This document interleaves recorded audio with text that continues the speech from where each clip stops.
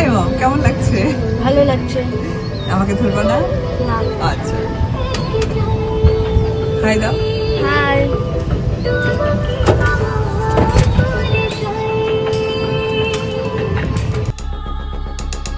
গতকাল শুটিংয়ের কাজ শেষ করে স্ত্রী আর সন্তানকে নিয়ে ঘুরতে বেরিয়েছিল শাকিব খান।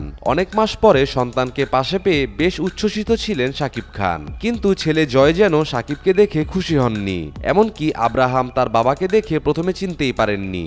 শাকিব বলেন, এটার জন্য অপু দায়ী। তার দ্বিতীয় স্বামীকে আমার ছেলে নিজের বাবা মনে করে। আপনি অপুর যদি একটা ভাষ্য দেখেন না, আপনি সেখানেই দেখবেন, ইন্টারভিউতে দেখবেন, সে বলছে যে হ্যাঁ সে তো দুদিন আগেও এসেছিল, আমার ছেলেকে নিয়ে বাইরে ঘুরে বেরিয়েছে।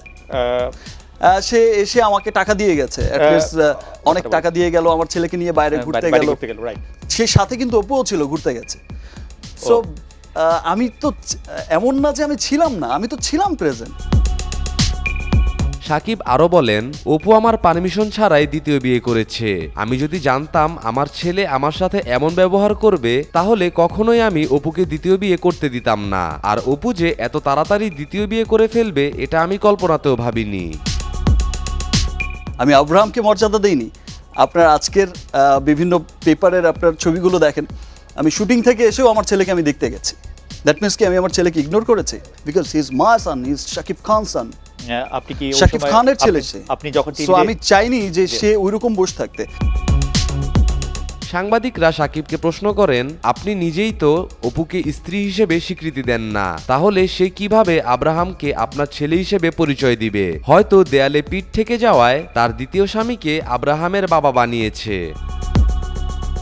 একটা দেড়টার দিকে বললো যে দিস অ্যান্ড দিস এমন একটা ঘটনা ঘটতে যাচ্ছে। আমার তো ইটস ইম্পসিবল, এটা হতেই পারে। আমার ঠিক আছে, ঘুমিয়ে বলছে ওকে ফাইন, ঠিক আছে পরে দেখবো।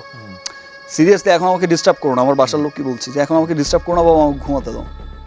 কিছুক্ষণ পরে এসে আমাকে যখন উঠিয়ে যখন টিভিটা দেখানো হলো যে দিস অ্যান্ড দিস এমন একটা ঘটনা ঘটে যাচ্ছে, এই ব্যাপার খুব ওয়ার্নিং দিয়েছিল, তখন তো শুনলাম না, তখন তো বলেছিলাম, তখন তো এই হয়েছিলাম।